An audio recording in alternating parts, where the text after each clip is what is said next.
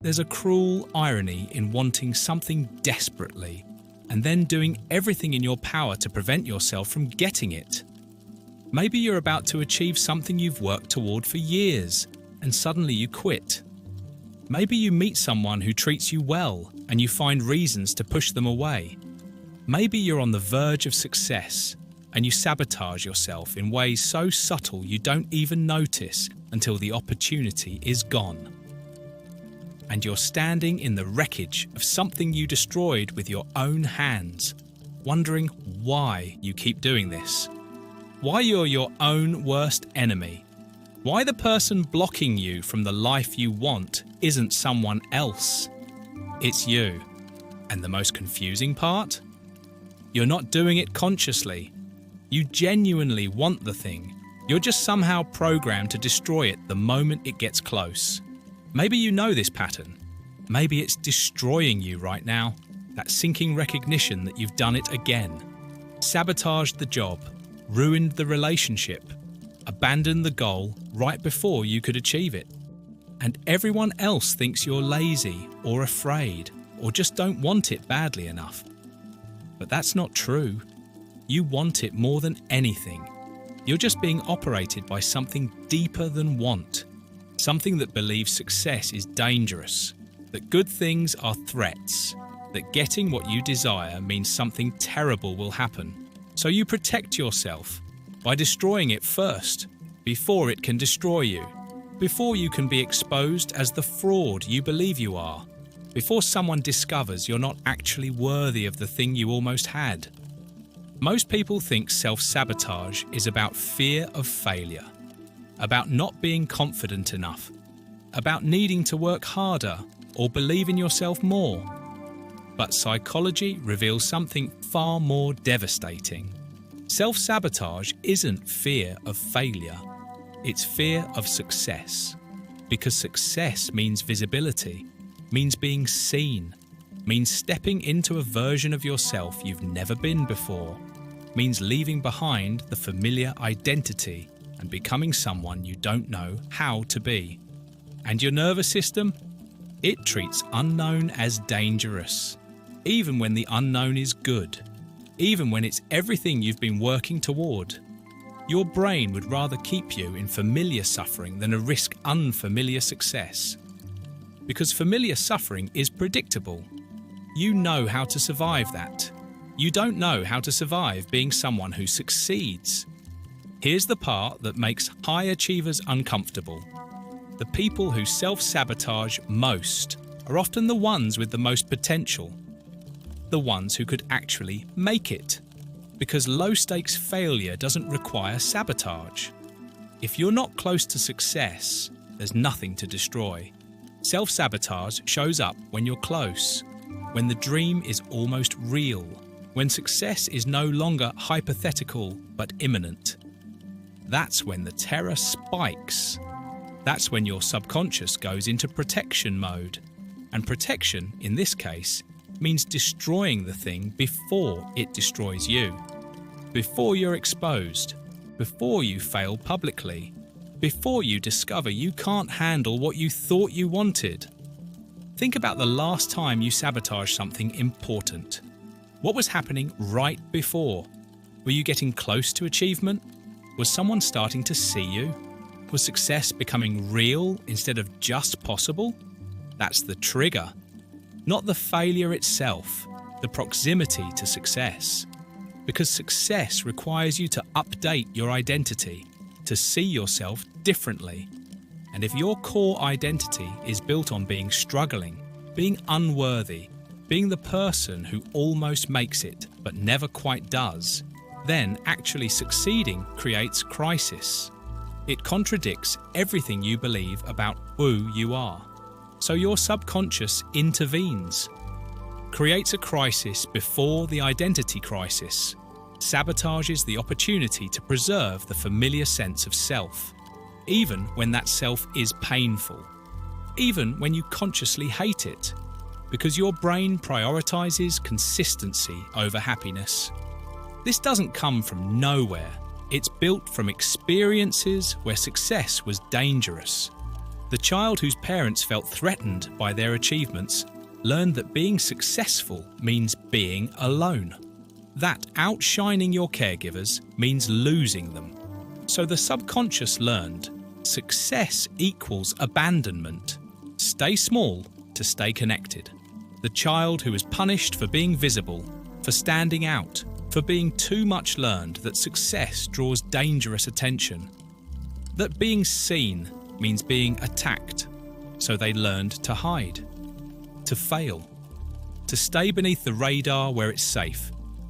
The child who watched a parent achieve something and then fall apart learned that success is unstable, that the higher you climb, the harder you fall. So they learned to stay low, to sabotage before getting high enough that the fall would kill them. Somewhere along the way, self-sabotage became automatic. It's not a choice. It's a protective mechanism that runs in the background. You're not trying to destroy opportunities. Your nervous system is trying to keep you safe from what it perceives as threat. And what it perceives as threat isn't failure. It's the possibility of being someone different, someone successful, someone visible, someone who can't hide behind struggle anymore, someone who has to own their capabilities instead of making excuses for why they haven't achieved. That exposure, that responsibility, that's what your subconscious is protecting you from. Here's what researchers discovered. Dr. Gay Hendricks calls this the upper limit problem. Humans have a thermostat for how much success, love, and happiness they can tolerate. It's set based on childhood experiences. When you exceed that limit, when things get too good, your nervous system panics. It's like an alarm going off, and you unconsciously create problems to bring yourself back to the familiar level of struggle. Not because you want to struggle, because struggle is known. Your nervous system knows how to operate there. It doesn't know how to operate in success, so it creates sabotage to return to familiar territory. We live in a culture that hides this pattern, that frames self-sabotage as personal weakness, as lack of discipline, as not wanting it badly enough. So when you sabotage yourself, you don't recognize it as a pattern. You think this time was different. This time you just made a mistake. This time circumstances were against you. You don't see the pattern repeating because each instance looks different. But the underlying mechanism is the same. Get close to success, feel the terror of the unknown, unconsciously create a reason it can't work. Stay in the familiar zone of almost but not quite, where it's safe, where your identity remains intact. There's a particular shame in recognizing you're sabotaging yourself, because you can't blame anyone else, can't point to external circumstances. The enemy is internal. You're the one standing in your own way. And admitting that feels like admitting you're broken, that you're the problem, that if you could just get out of your own way, everything would be fine. But that shame makes the sabotage worse, because now you're not just sabotaging opportunities, you're sabotaging your relationship with yourself, creating distance from the part of you that's trying, attacking yourself for the very patterns that are trying to protect you.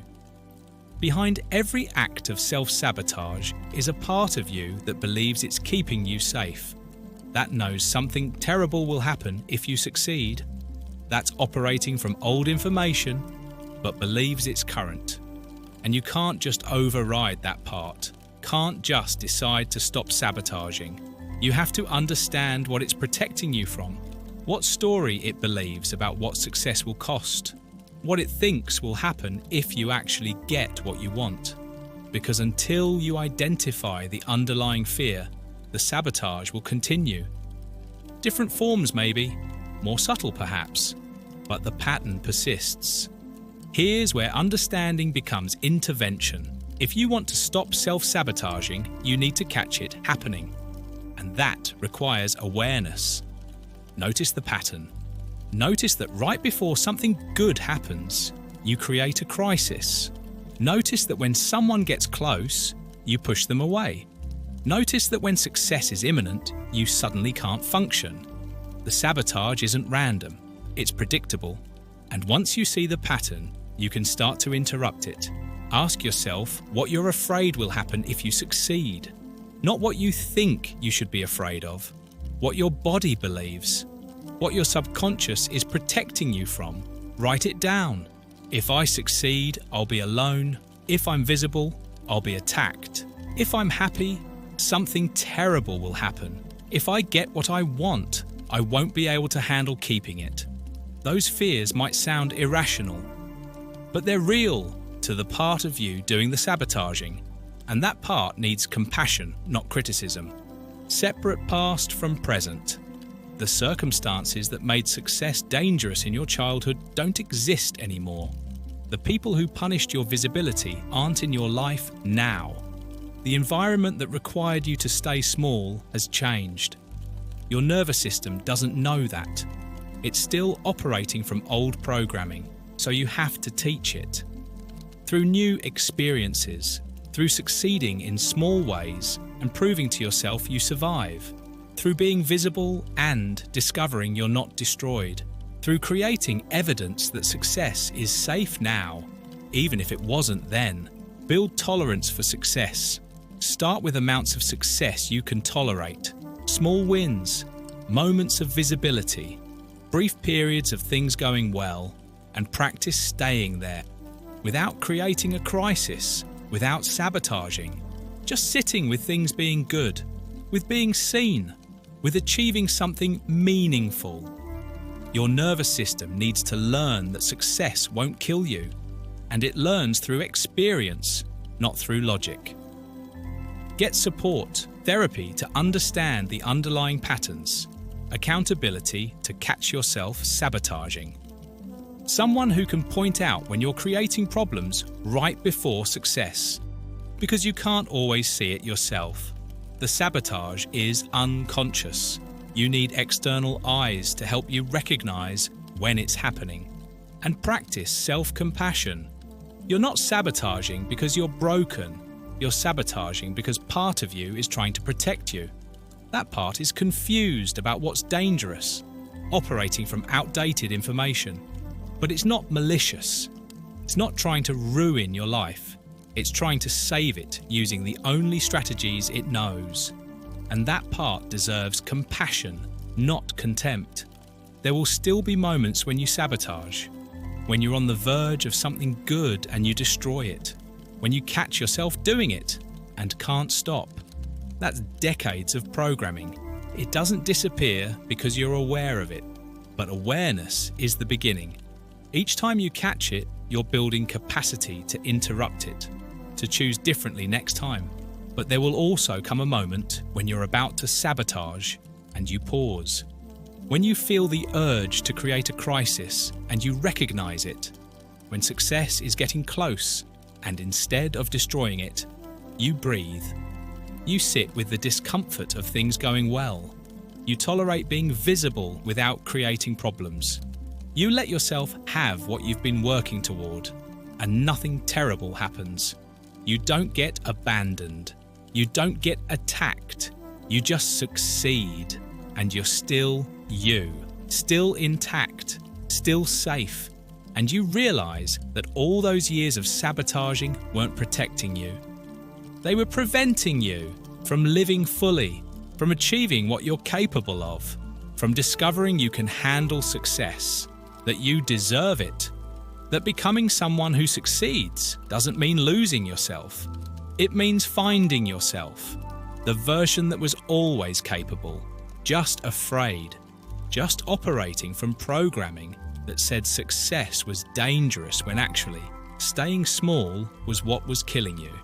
And when you break that pattern, when you let yourself succeed, that's not just achievement, that's freedom.